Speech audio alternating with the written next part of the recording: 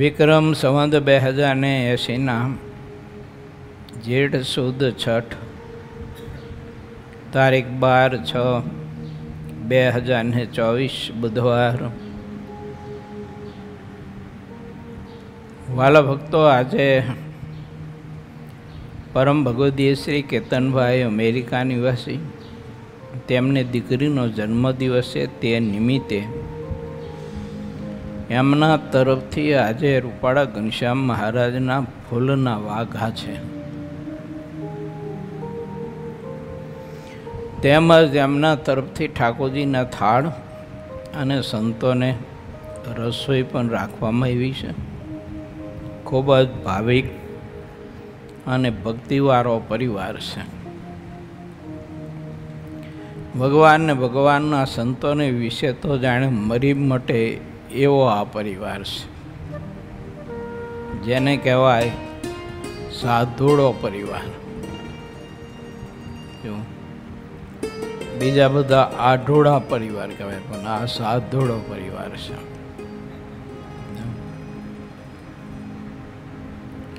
વાઘા પણ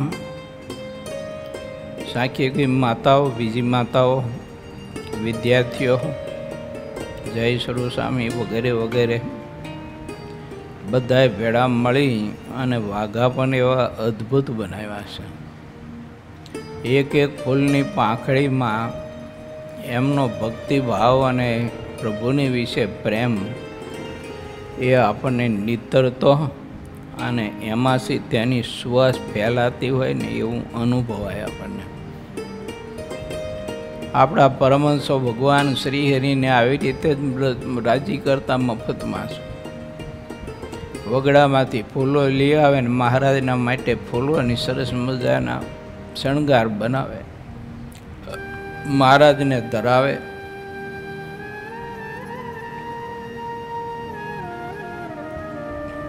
ફૂલના હિંડોળા બનાવે, વડવાય હોય ને વડવાય એને દોરીની જેમ ગૂંથી અને એનો ઝૂલો બનાવે અને એ વડવાઈને ફૂલની માળાઓથી સરસ મજાનો શણગારે અને મહારાજને તે ઝૂલામાં બેસી અને સંતો ઝૂલાવે। આવો ભક્તિભાવ ગ્રંથમાં લખાણો છે।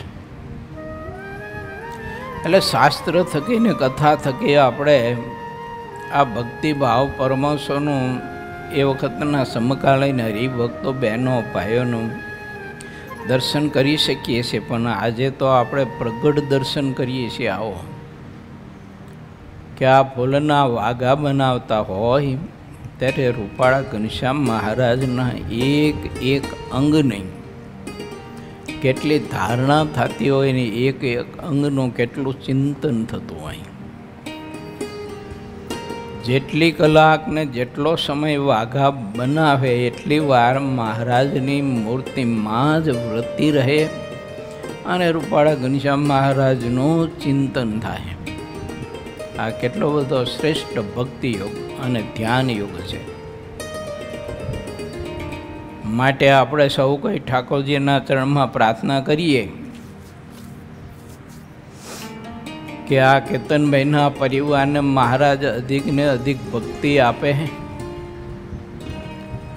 નિષ્ઠા ને મહાત્મ્ય છે તે વધુ ને વધુ દૃઢ થાય અને જેમને આજે વાઘા બનાવવા માટેની સેવા કરી છે તે બધા જને ઠાકોરજી અધિક ને અધિક ધ્યાન ભજન કરવાનું ખૂબ જ બળ આપે, એવી પ્રભુના ચરણમાં આપણે સૌ કોઈ પ્રાર્થના કરીને શ્રી હરિચરિત્રામૃત ગ્રંથના આ મહાવિરાટ સાગરની કથામાં આપણે પ્રવેશ કરીએ।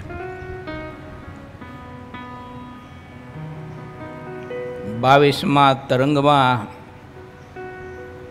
ગઈકાલે આપણે સૌ કોઈએ કથા લીધી હતી, સાંભળી, સમજવા માટે પ્રયત્ન કર્યો।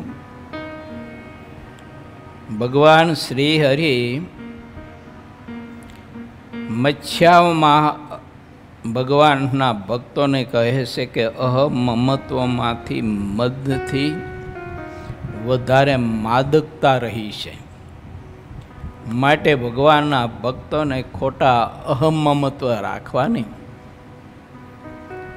એ અહમમત્વને ભગવાનના સ્વરૂપને વિશે જોડી દેવા. આ મારા મહારાજ છે, હું એનો છું,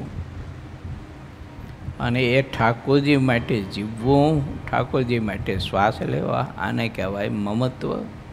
હું ઠાકોરજીનો, ઠાકોરજી મારા, આને કહેવાય અહમ. એ ભગવાનના સ્વરૂપને વિશે જો જોડી દે તો આત્મા મહાસુખ્યો થઈ જાય.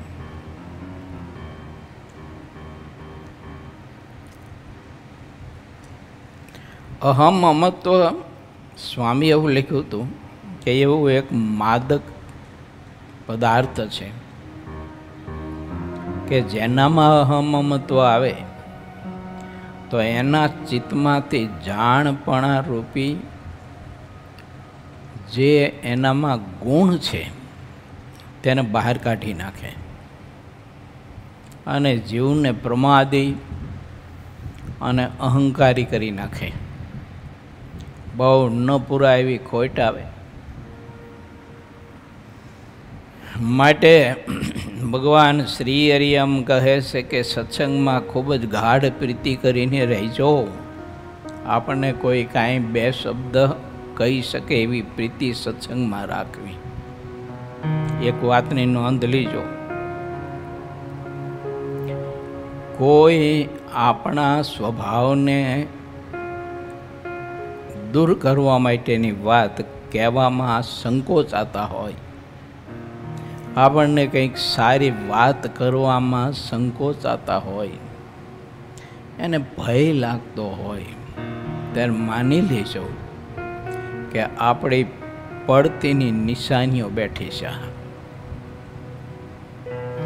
ઘરમાં કોઈ વડીલ હોય, મંડળમાં કોઈ વડીલ હોય, પોતાના ગુરુ હોય, યા તો પોતાના કોઈ હિતેશુ હોય, પોતાના પથદર્શક કોઈ હોય, અને એ આપણને કહેતા જ્યારે ખચકાય,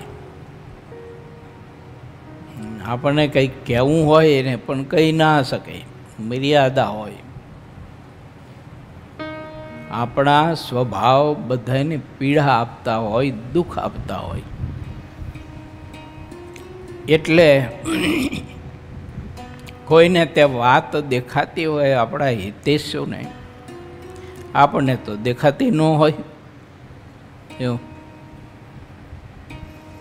આ ઓલા મેથિયાન ગાંઠિયા બનાવતા હોય ને એના જેવું છે. મેથિયાન ગાંઠિયા જે બનાવતા હોય ને એને સુગંધ ન આવે, બાકી એનાને અડધો કિલોમીટર સુધી સુગંધ આવતી હોય બહારથી. એમ આપણા સ્વભાવની વાત એવી છે કે આપણને એની ગંધ ન આવે પણ બીજાને એની ગંધ બહુ આવે. અને આપણે પીડિત ન થઈ, સમાજ પીડિત ન થાય, આપણો પરિવાર પીડિત ન થાય, એના માટે એ સ્વભાવ પર વાત કરવામાં, એ સ્વભાવ છોડવામાં કે છોડાવવામાં, આપણને કંઈક વાત કહેવામાં જો એ અચકાતા હોય, એને સંકોચ થતો હોય, આને કહેશું હવળું પડશે, અવળું પડશે, કેમ થાય છે, વળી પાછો મૂળગેથી જાય છે તો સત્સંગમાંથી.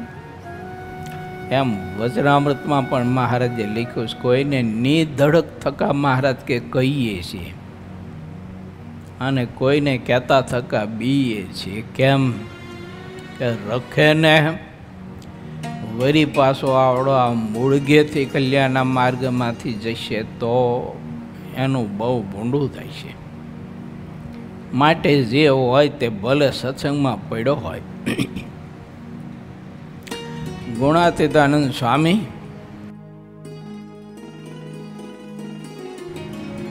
અને મોટા પરમહંસો એવું કહેતા કે સત્સંગમાં તો કૂતરાના મળ જેવો હોય ને એને પણ જાળવવો પડે, જો નહીતર એનું ભલું ન થાય ને કલ્યાણ ન થાય કોઈ કાળે. એટલે એવું ન સમજતા હો કે કોઈ આપણને કહેતા ના હોય તો એ આપણને છાવરતા હોય એવું ન માનતા, અથવા આપણને કોઈ ના કહેતા હોય એટલે આપણેથી બીતા હોય એવું ન માનતા. એને હા ચોક્કસ બીક હોય, પણ એ હોય કે આપણે કલ્યાણના માર્ગમાંથી જઈને એ બીક હોય. એટલે સાચી વાત, આપણા સ્વભાવો નડતા હોય એ વાત કોઈ આપણને કહે નહીં, ન પૂરા એવી મહા મોટી ખોટ જાય. માટે વિચારવું, જીવન એવું આપણે કેળવવું કે આપણા જે હોય, આપણા જેને આપણે માન્યા હોય તે નિધડક આપણે કહી શકે, એને કોઈ સંકોચ ન થાય આપણને કહેતા. અને બીજું પાછું સ્વીકારીએ આપણે. નહીતર ઘણી વખત સ્વભાવ કે આપણા ઓળખાવે બતાવે, વળી પાછું આપણે સામે ને સામે બેટકું ભરી તરત જવાબ આપી દઈ. તોય કહેનારા વિચારે પછી, કારણ કે કહેનારાને એવું થાય કે આને કોઈ કિનારા નથી, માટે આ સરોવરને હરી ન કરાય એમ. કિનારા વગરનું જીવન માણસનું ખબર નહીં કે ક્યારે કેવી બાબતમાં જોખમાય અને ક્યારે કલ્યાણના માર્ગમાં વિઘ્ન આવે, એની કોઈ કલ્પના ન કરી શકે. માટે ભગવાનના ભક્તોએ વિચારવું. ભગવાન સહજાનંદ સ્વામી મત્સ્યાઓમાં ગામના વચ્ચે ચોક છે, ત્યાં વડલા નીચે બીજી વૃક્ષની છાયણા નીચે સભા કરીને પ્રભુ બેઠા છે અને ત્યાં આવી બધી મીઠી મીઠી પ્રભુ વાતો કરે છે.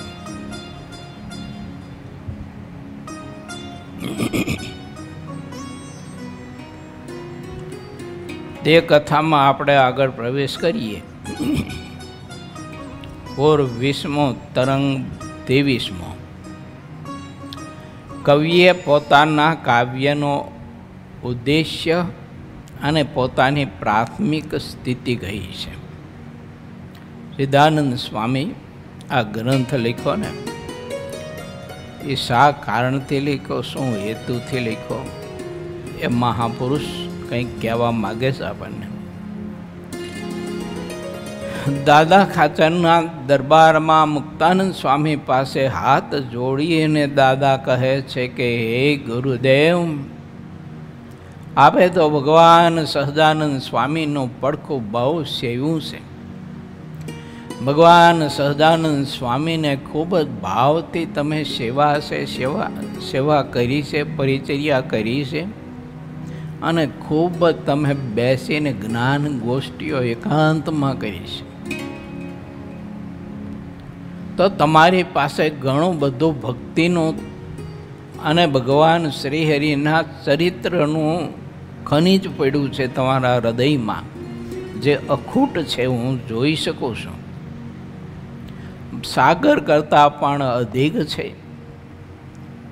તો એ પ્રભુના એવા દિવ્ય અને મનુષ્ય ચરિત્ર અને જનહિતાર્થે પરમાત્માએ જે શિક્ષા વચનો કહ્યા હોય તે બધી કથા મને શ્રવણ કરાવવા માટે આપ મારા ઉપર કૃપા કરો. હે ગુરુદેવ, હું તો અબુદ્ધ છું, અજ્ઞાની છું, પામર જીવ છું. કોણ આવી પ્રાર્થના કરે છે? દાદા ખાચર. હું ને તમે આવા ગરજવાન થઈ શકીને તો જ્ઞાન થાય. આવા ગરજવાન થઈ તો ભક્તિ આપણા હૃદયમાં ઉદય થાય, પરમાત્માના સ્વરૂપની વિશે અધિક પ્રીતિ થાય, સત્સંગમાં ગાઢ પ્રીતિ થાય, સંત હરિભક્તોમાં આપણને આત્મીયતા કેળવાય. આવા ગરજવાન થઈએ તો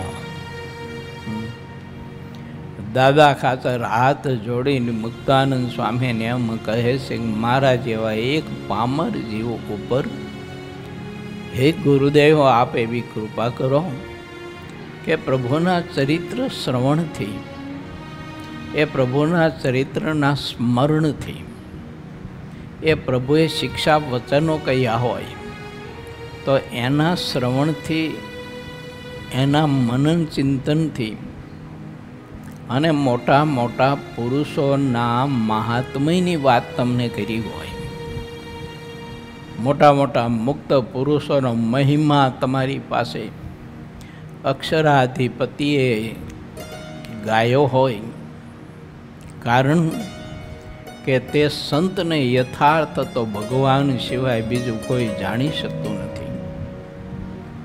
એટલે પ્રભુ તે મહાપુરુષોને યથાર્થ જાણતા હોય અને એ મહાપુરુષોનો મહિમા કયો હોય ઇત્યાદિક વાતો, યા તો સત્સંગમાં કેવી રીતે રહેવું, સત્સંગમાં કેવી મર્યાદા રાખવી, સંત હરિભક્તો પ્રત્યે કેવી મર્યાદા રાખવી,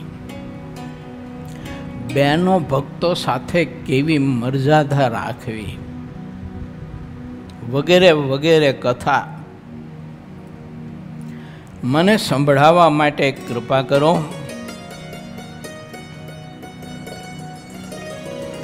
એ વિના જ્ઞાન થતું નથી અને એ વિના અજ્ઞાન જતું નથી.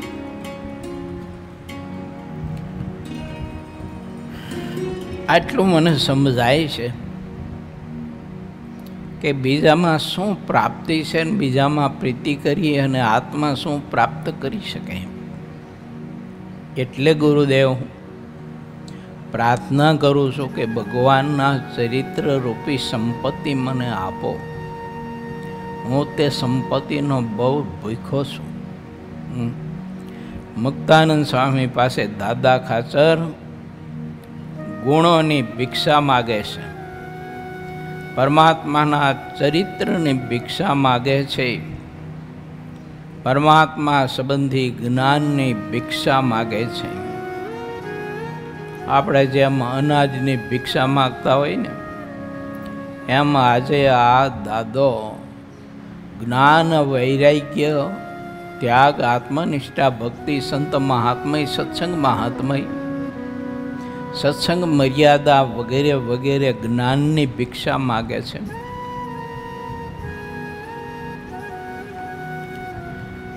જે કોઈ વાત હોય તે કહ્યા સિવાય તો ક્યારેય કોઈ દિવસ તેનું જ્ઞાન થતું નથી, એ પણ હું જાણું છું. તે વાત બહુ નિશ્ચિત છે. જે કોઈ પણ વાત હોય તેને જાણવાનું દ્વાર છોડીને મોટા મોટા પણ ચોક્કસ જ્ઞાનથી વંચિત રહે છે. ભગવાનનું જ્ઞાન જાણવાનો દ્વાર ભગવાનના ચરિત્રો છે. જેને સમજવા માટેનું જે દ્વાર હોય છે તેને તજી દઈને કોઈ બીજા ઉપાય કરોડો કલ્પ સુધી કરીને મરી જાય તો પણ તે સિદ્ધ થતું નથી. એ પણ વાત હું જાણું છું. આવું દાદા ખાચર મુક્તાનંદ સ્વામી પાસે કહે છે. જે શ્રીહરિએ ચરિત્ર કર્યા છે તેને તેવા ભક્તોએ દેખ્યા, તે રીતે કહું છું. મુક્તાનંદ સ્વામી કહે છે કે સાંભળો દાદા, ઉત્તમ, તમને ભગવાનના ચરિત્ર શ્રવણ કરવા માટેની અતિ ભૂખ છે ને, તો પરમાત્માએ પોતાના ભક્તો માટે ને પોતાના ભક્તોના સમાસ અર્થે જે જે ચરિત્ર કર્યા, જે સામર્થ્ય પ્રભુએ બતાવ્યું, ક્યાંય ક્યાંય નિર્બળતા બતાવી, ક્યાંય ક્યાંય પરમાત્માએ અતિ સામર્થ્ય બતાવ્યું, વગેરે વગેરે પ્રભુના ચરિત્ર હું તમારી પાસે કહું. અને ભગવાનના ચરિત્ર આપણે સાંભળ્યા, શ્રવણ કર્યા, વાંચ્યા, પણ એને રજૂ કરવા માટેનો પાછો વિવેક શીખવો જોઈએ. જો જે ચરિત્ર આપણે ભગવાનનું સાંભળ્યું વાંચ્યું તે ચરિત્ર પાછું બધા જ પાસે રજોગુણી તમોગુણી માણસો હોય એની પાસે કે સત્વગુણી માણસો હોય એની પાસે રજૂ કરવામાં વિવેક બુદ્ધિ બહુ રાખવી પડે, નહીતર સમાસના બદલે અસમાસ ઘણો થાય. સુખદેવજી મહારાજે ભાગવતજીની કથા શ્રવણ કરાવતા આ બધો વિવેક આપણને સૌ કોઈને બતાવ્યો છે.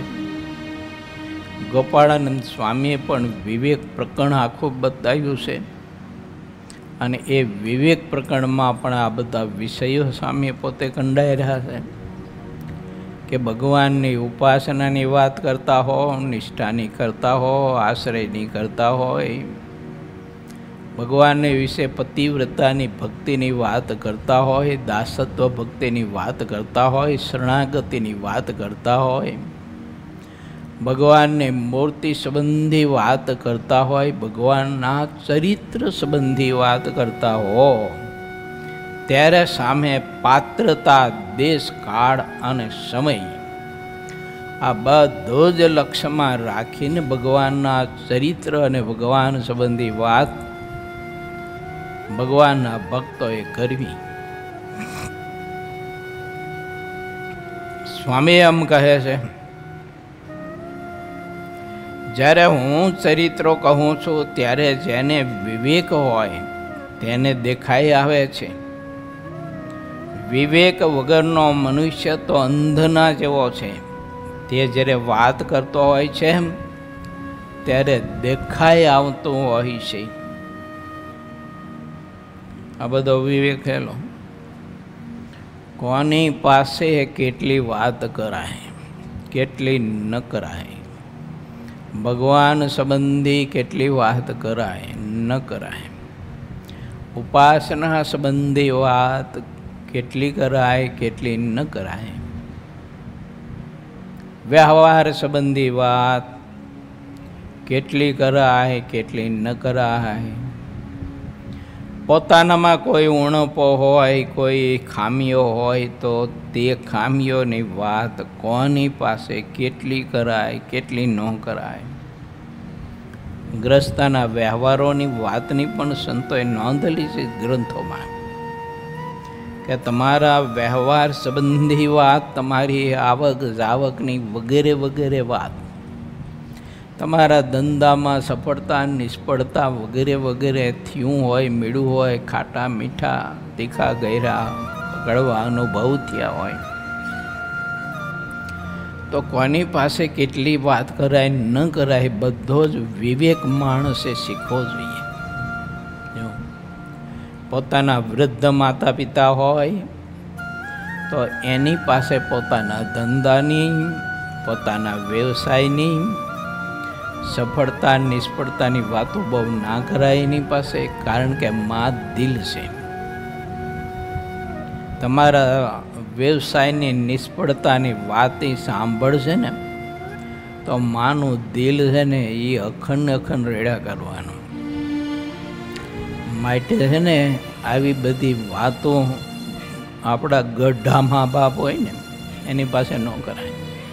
જો આપણે બધા ગલો મા બાપ હયું ઠાલવી દે, ન ઠાલવાય. આમ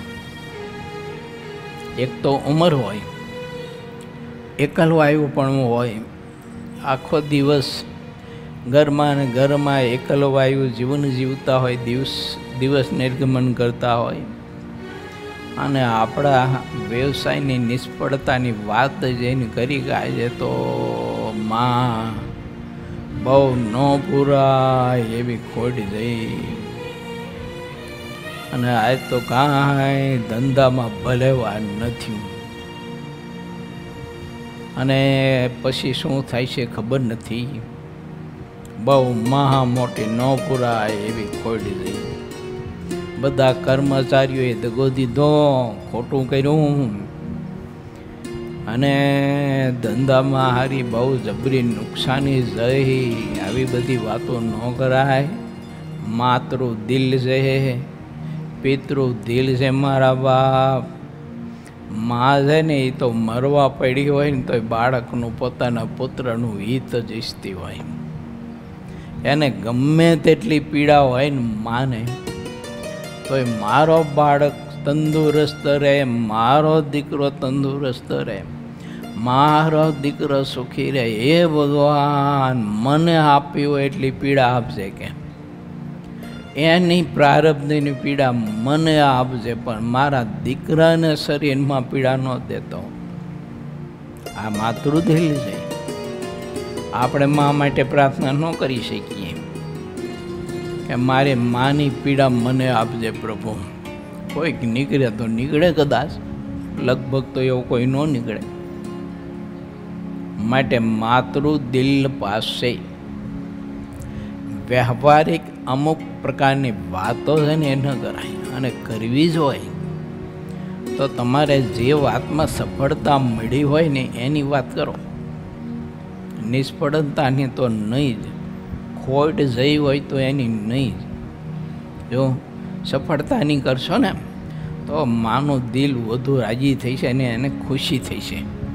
તો આખા દિવસનું એકલવયાપણાનું જે હોય ને દુઃખ એ બધું એનું વયું જાય છે. વાહ, મારા દીકરાને આટલી બધી સફળતા મળી, વાહ વાહ દીકરા, એક દિવસમાં 25,000 25 લાખ રૂપિયા, 5 કરોડ રૂપિયા તું કમાયો, વાહ વાહ દીકરા, એમ કરીને માનું દિલ ખુશ થાય છે. સફળતાની વાત કરજો, સારી વાત કરજો, ભગવાન સંબંધી વાત કરજો, ભગવાનના ચરિત્ર સંબંધી વાત કરજો, ભગવાનના મોટા પુરુષોના મહિમાની વાતો કરજો. આવી બધી વાતો કરવી. જો બાકી બીજું બાપવું નહીં પાછું. આ બધો વિવેક શીખવો. પછી વાત આવે છે પોતાની પત્ની પાસે વાત કરવાની. તો એની પાસે નિષ્ફળતા સફળતાની કેટલી વાત કરવી ને કેટલી ન કરવી, અને આપણે કંઈ કે બાયફું હોય તો એ બધું પાછું કહેવું કે ન કહેવું, આ બધો વિવેક શીખી રાખવો જોઈએ. જો કારણ કે ગમે તેમ તો તમારી અર્ધાંગના છે, એટલે તમારું શરીરનું અડધું અંગ કહેવાય. તમારો દુઃખ ને તમારી પીડા ને તમારી નિષ્ફળતા સાંભળે ત્યારે એનું હૃદય મંડે કોરાવા, પીડા થાય અને દુઃખ થાય. જો એટલે વાત ન કરાય, જેટલી કરાતી હોય એટલી કરાય.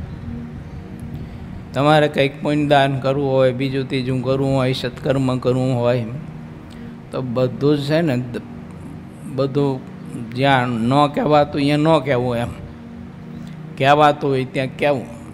બને ત્યાં સુધી ન કહ્યું એ જ સારું.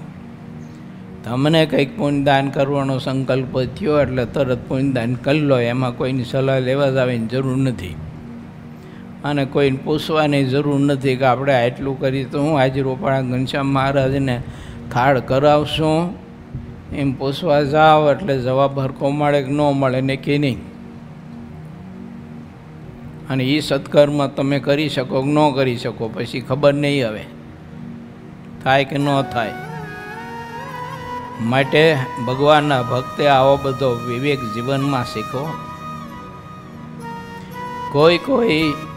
કોઈ એક વાત કરવામાં આવે તેમાં અવાંતર કેટલી પ્રસંગ આવી જાય ત્યારે તે વાત સિદ્ધ થાય છે. તે પણ વાતનો પ્રસંગ જે જાણતો હોય તેને દેખાય છે.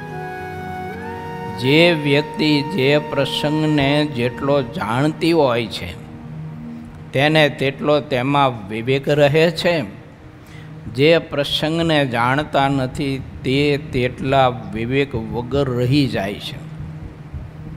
જ્યારે જે વાત કરતા હોય છે ત્યારે તે વાતમાં રહેલો વિવેક દેખાઈ આવે છે. વિવેકી જનોને જાણવા માટે તો આ ગ્રંથનો આરંભ કર્યો છે. વિવેકી ભક્ત જનનું નિત્ય હિત કરતો રહે છે અને અનેક જન્મના પાપોને ટાળે છે. જેમ કોઈ માણસ અજ્ઞાની હોય તેને તો આ ગ્રંથ ઝેરના જેવો જણાય છે. વિવેક જ ન હોય તેને શું પછી ઝેર જેવું જ દેખાય. કોઈ જીવ અજ્ઞાની હોય એને આવી બધી વાતો વિવેકની નાતે બધી શાસ્ત્રમાં લખી હોય અને એ કે કોઈ તો ઓલાને થોડીક સમજાય, અને કશું સમજાય નહીં.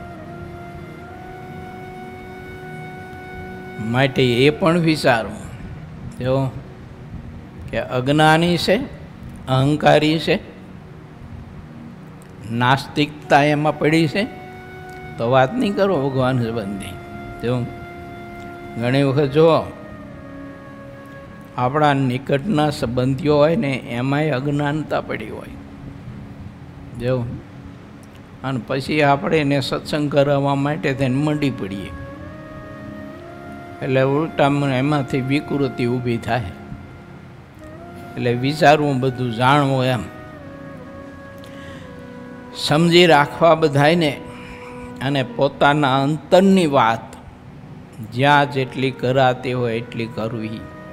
બધે ભૈક ભૈક ન કરતા, નહીતર પીડા હોય છે અને ઓર પીડા ઊભી થાય છે. એ ગરીબ ભગતમાં વાત કરી હતી એટલે કહું.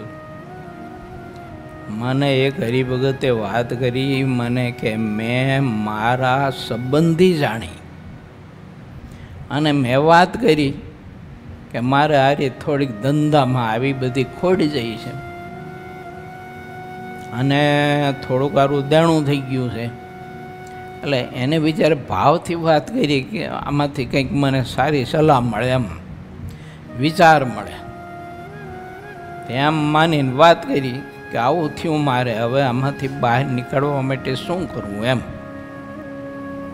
તે જેની પાસે વાત કરી ને એને તો બીજા દિવસે માર્કેટિંગ શરૂ કરી દીધું. આને આવું થયું ને આને ધંધામાં ખોટ જઈ ને આને કેટલું દેણું થઈ ગયું, માંડો માર્કેટિંગ કરવા.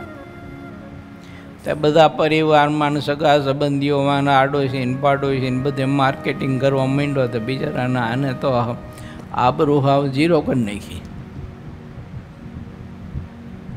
માટે છે ને સિદ્ધાનંદ સ્વામી, આ પરમહંસો ભગવાન સહજાનંદ સ્વામી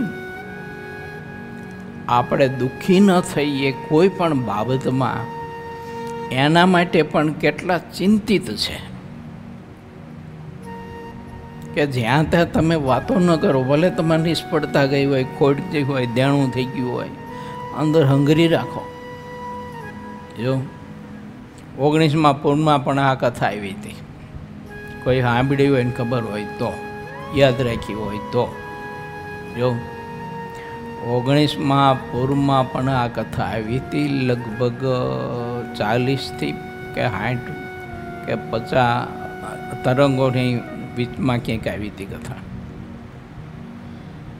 એમાં એ કથા હતી કે વિવેક શીખજો. તમારે કાંઈ ખોટ જઈ, ધંધામાં ભલે વાર ન આવ્યો અથવા આપણે ભૂલના કારણે કાંઈક થયું તો પછી બીજે બધે કહેશો નહીં, મનમાં બધું સમજી રાખો. હા, કહેવું હોય તો તમારા ગુરુદેવ પાસે કહેજો, અને એ તે તમારા ગુરુદેવનું પહેલાં પેટ માપી લેજો ફૂટપટ્ટીથી. જો મેજર પટ્ટીથી, કે આનું પેટ મોટું તો છે ને. જો આંકડું હોય તો એને પછી ન કરાય, ન કે એ માર્કેટિંગ શરૂ કરી દે, તમને કરી નાખે ઝીરો.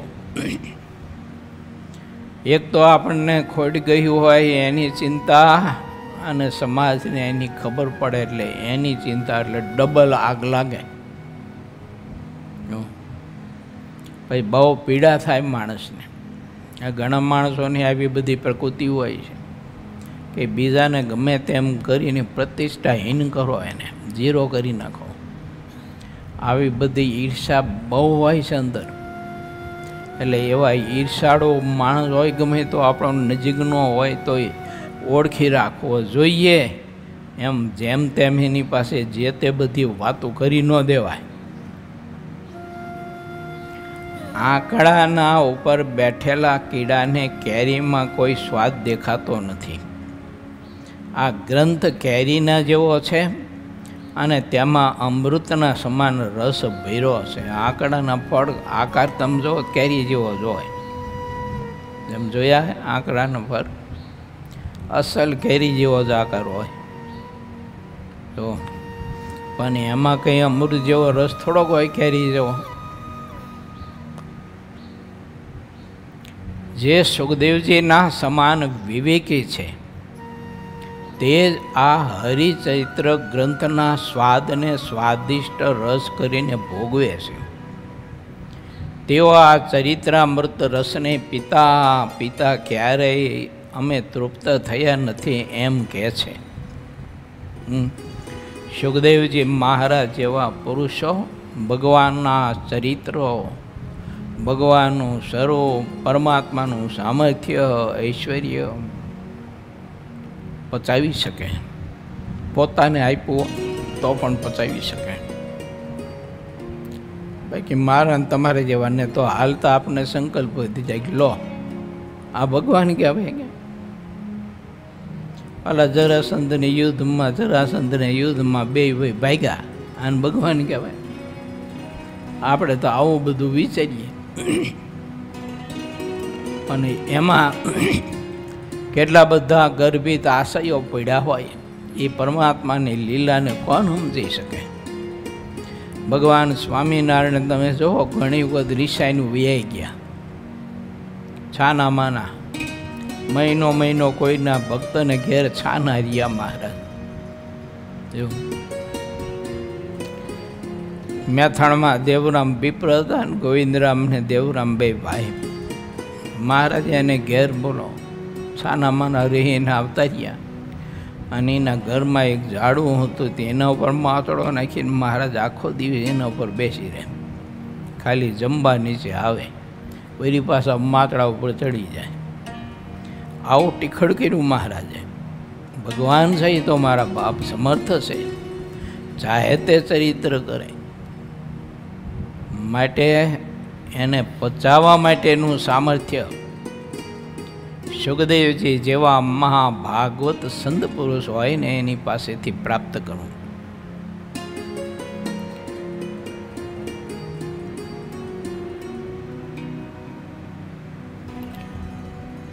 જે ભાવિક ભક્તજનો હોય એના માટે આ ગ્રંથ ઘણા ભાવથી રચ્યો છે અને તે રચવામાં કોઈ પરિશ્રમ થયો નથી. થયો છે તો ઘણો એવો પણ લખ્યો નથી. જો સ્વામી આ ગ્રંથ લખતા હતા ને તે લખતા ઘણી વખત સ્વામી બીમાર પડી ગયા. ઉંમર હતી 60 વર્ષની ઉંમરે તો ગ્રંથ લખવાનો પ્રારંભ કર્યો હતો. ઘણી બધી ઉપાધિ એના અંતે બધું હોય એમ, પણ તોય સ્વામી પોતે બતાવતા નથી. આ મોટા પુરુષની મોટપ છે. ભગવાનના ભાવિક ભક્તોને માટે કરોડો કલ્પ સુધી શ્રી હરિ ચરિત્રનો ગ્રંથ કરતા રહીએ તો તેમાં રતિભાર પરિશ્રમ પડતો નથી. એને પ્રીતિ છે એટલે ભગવાનના સ્વરૂપમાં હેત છે એટલે. જો જેને જેનામાં પ્રીતિ હોય ને એના ગુણ ગાતા ગાતા તમે જોવો ને તે થાકે જ નહીં, એને કંટાળો જ ન આવે. એના ગુણ ગાયા જ કરે. પતિ હોય તો પતિના, પતિ હોય તો પત્નીના, દીકરાના, દીકરીઓના, વેલાના ગુણ ગાયા જ કરે. નો તમે જોઈજો. ઘણા બધા છે ને વિવેક ચૂકીને વાત કરતા હોય છે સંતો પાસે. તમારા બેન આવા ને તમારા બેન આવા ને તમારા બેનની રસોઈ કરવાની એક કળા ઓહો અદ્ભુત, કે અમારા બેન જેવી રસોઈ કરે એવી કોઈને આવડે નહીં. આમ કલાકો સુધી છે ને મૈથા કરતો હોય. ગુણ ગાયા જ કરે. પણ થોડોક વિવેક રાખીએ તો સારું એમ.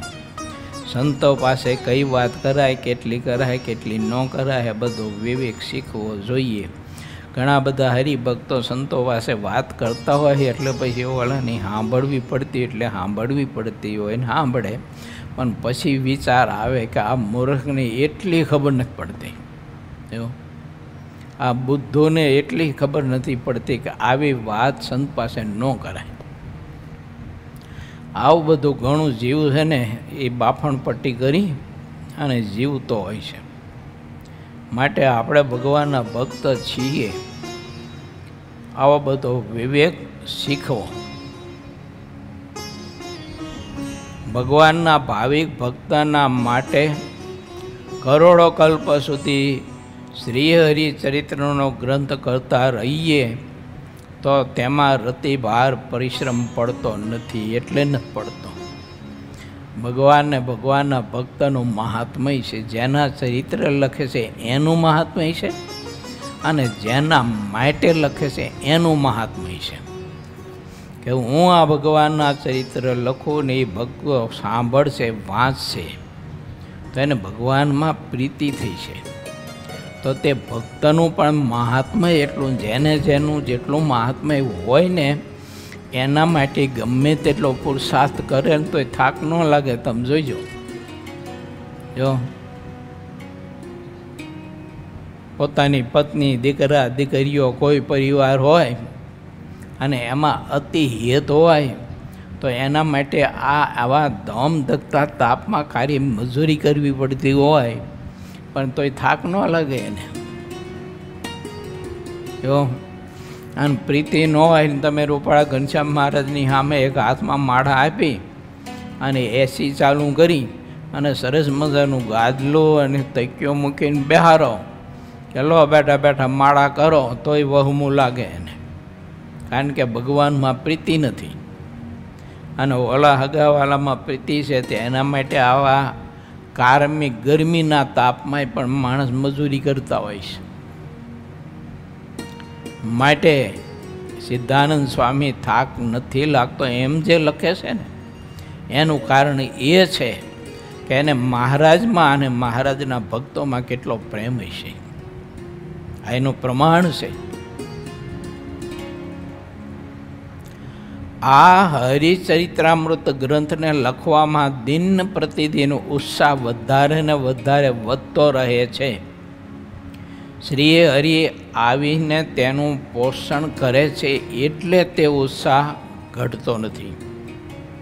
શ્રી હરિ જ્યારે મદદ કરે છે ત્યારે અનંત કોટી બ્રહ્માંડો તરતી નૌકાની જેમ પાણીમાં તરતા રહે છે.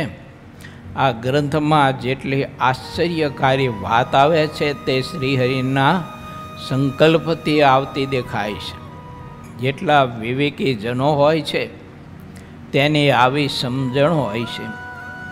વિવેક વગરના મનુષ્ય ભગવાનનું સામર્થ્ય જોવાને બદલે બીજાનું સામર્થ્ય કહે છે અને ગ્રંથ રચવા, કીર્તન ગાવા કે વાત કરવી તેનું પણ એટલું જ ફળ છે કે ભગવાનની મૂર્તિમાં પોતાના ચિત્તને ચોડવું અને તે ચિત્ત ચોડ્યા સિવાય ફળ મળતું નથી.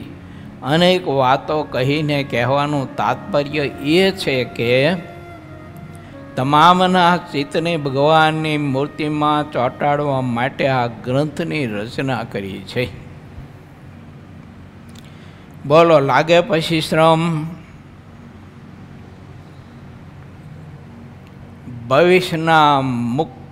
ભવિષ્યના મુમુક્ષુ આત્માઓ એના ચિત્તને ભગવાનના સ્વરૂપમાં જોડવા માટે આ પુરુષે ગ્રંથ લખ્યો છે. કેવો નિષ્કામ ભાવ! કોઈ અપેક્ષા નહીં કે હું આ ગ્રંથ લખું ને મારી વિદ્વતાની કે આ ગ્રંથ લખવાની મારી વાહવાહ પ્રશંસા થાય. એમ આ ગ્રંથ બધા મારો વાંચે આવું કાંઈ નહીં. ઘણા બધા લોકો વાંચે, કોઈ ન વાંચે. ઘણા ગ્રંથને પ્રમાણ કરે, ઘણા ન પણ કરે. ન વાંચાય જો હા, મને ઘણા વર્ષ પહેલાં 2-5 કોઈ એવી વ્યક્તિઓ હતી અને મને કહેલું, મને કે આ ન વાંચાય તો વાંચો છે એ ગ્રંથ. કે મેં કાં હું વાંધો? હું નિષ્કુળાનંદ સ્વામીનો ગ્રંથ વાંચતો હતો, કાવ્ય, નિષ્કુળાનંદ કાવ્ય. મને કે ન વાંચાય આ કે મેં દુઆને ભારે કરી કીધું. પછી હું તે હાથ જોડીને વંદન કર્યા મેં તો જો વૈયાઈ ગયા. કારણ નિષ્કુળાન સ્વામી છે ને જીવને જેવું છે ને એવું બધું કીધું છે ને એટલે વહમું લાગે ને. જો અંદર જેવું ભૈરું એવું બધું કીધું એટલે તો વહમું લાગે ને જીવને.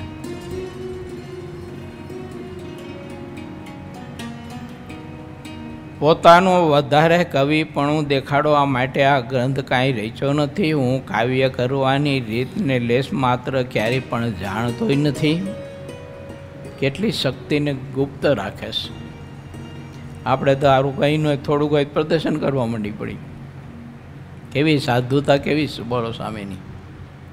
એટલે ઠાકોરજી બધું લખાવે છે. આગળ આવીને ચોપાવી જો બધો ઠાકોરજી લખાવે છે. શ્રી હરિએ દયા કરીને મને પાસે રાખ્યો હતો અને કેટલાય વર્ષ કહેતા સંવંત 1873થી સંવંત 1886 સુધી એમ 13 વર્ષ મને હિત આપ્યું હતું. તેના અગાઉ 5 વર્ષે મને દયા કરીને દર્શન દીધા હતા. કહેતા સંવંત 1869થી 1873 સુધી ઘેર હતો ત્યારે દર્શન દેવા આવતા. પૂર્વાશ્રમની વાત કરે છે. મોજમાં આવી ગયા લખી નાખ્યું થોડું. અને હું પણ મહારાજ હોય ત્યાં સમય ઉત્સવે જતો પાછો. એટલે એ વખતે મહારાજના બહુ દર્શન નિહારીને કર્યા છે. અને મહારાજનું સામર્થ્ય ઐશ્વર્ય ચરિત્ર બધું જ મેં ખૂબ જ નિહાળીને દર્શન કર્યું છે. એટલે બધું લખું છે એમ. તેના અગાઉ 5 વર્ષે શ્રીહરિના સ્વરૂપનું જ્ઞાન થયું હતું. બોલો, ગ્રસ્તાશ્રમમાં નાની ઉંમર હતી ને એથી અગાઉ એમ. એ કોને જ્ઞાન આપ્યું હોય છે? ભગવાન સહજાનંદ સ્વામી. 1864માં શ્રીહરિએ ગિરનારમાં જ્યારે પહેલો સમયો કર્યો તે દિવસથી શ્રીહરિની પ્રત્યેક વર્ષની વધારેમાં વધારે સ્મૃતિ જ્યારે થયા કરે છે ત્યારે હું જાણું છું કે શ્રીહરિની મરજી થઈ છે. તેથી આ ચરિત્ર મારાથી લખાય છે. આ પ્રમાણ આપે છો કે ગ્રંથ મેં નથી લખ્યો. ગ્રંથ લખાવનારો એ ભગવાન શ્રીહરિ છે. એક દિવસ ગઢપુરમાં દાદા કાચરના દરબારમાં વિશાળ ચોક છે. ત્યાં ચોક વચ્ચે અનુપમ લીમતરુ છે. તેની ફરતી વેદિકા છે. તે ચોરસ વેદિકાના પશ્ચિમ તરફના ભાગમાં ગાદી તકિયા બિછાવેલા હતા. તે ઘણા સુશોભિત હતા. તેના ઉપર શ્રીહરિ બેઠા હતા. સંતો, વર્ણી અને બધા દેશના હરિભક્તોની સભા થયેલી હતી. જ્યારે મસાલ થઈ ત્યારે સૌ ઉઠ્યા. આરતી અને સ્વામિનારાયણ નામની ધૂન કરી પછી સૌ સભામાં બેઠા. ત્યારે વિચિક્ષણ પ્રાગજી દવે શ્રીહરિની સન્મુખ આવીને બેઠા. તેમણે 2 હાથ જોડી મસ્તક નમાવી શ્રીહરિને કહ્યું કે કૃપાનાથ, મારી એક વિનંતી છે. આ સિદ્ધાનંદ મુનિ એટલે આધારાનંદ મુનિ છે તે મુક્ત મુનિની પાસે રહે છે. મુક્તાનંદ સ્વામી જ્યારે કોઈ ગ્રંથ રચે છે ત્યારે તેવા સિદ્ધાનંદ મુનિની પાસે લખાવે છે.